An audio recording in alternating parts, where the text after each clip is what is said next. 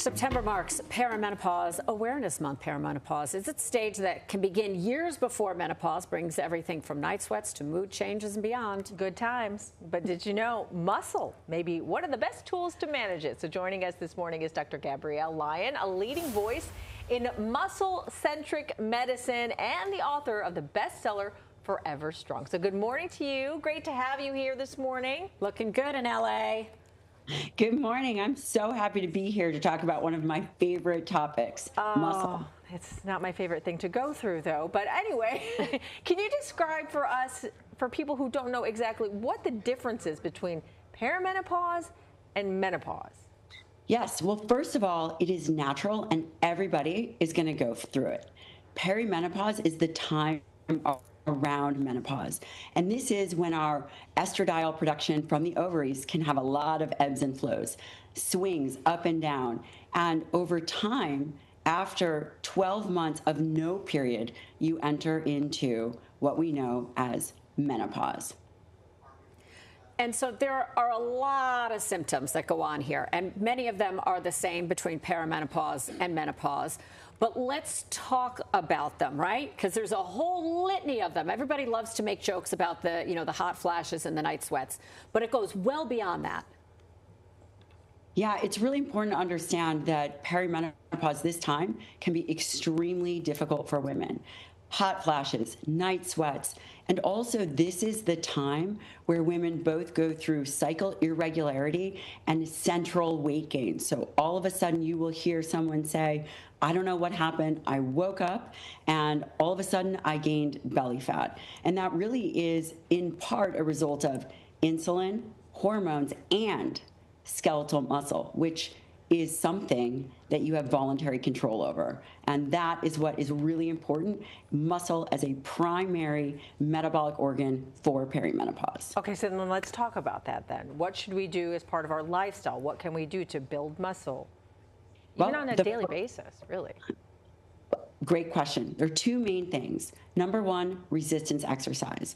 And based on the statistics, only 20% of women will engage in resistance training. And those that engage in resistance training 2 to 3 days a week have a 19% reduction of overall health and a 30% reduction of death from heart disease, which is the #1 killer for women.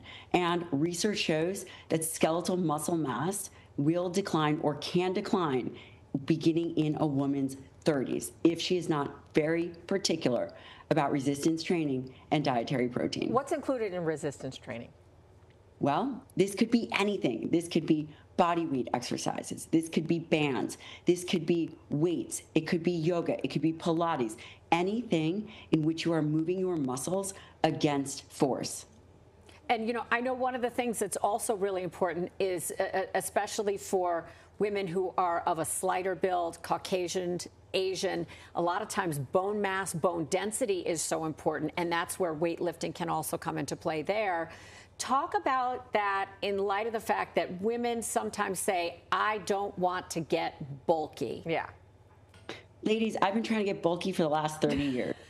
It is not going to happen. And we have a medical practice, and the #1 myth that we hear from women is that I don't want to lift weights because I will get bulky. And the reality is it is very difficult to gain muscle mass. And you said something else that's critically important.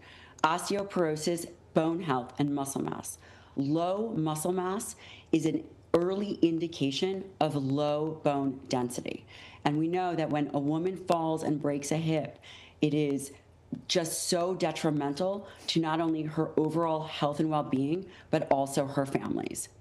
So how important is it then, once you are in menopause, it's been a year, you have not had a menstrual cycle, to continue this, to continue building muscle and work, resistance training? Muscle is an organ of longevity. And if I were to offer women one piece of advice, muscle is menopause's part of it, medicine.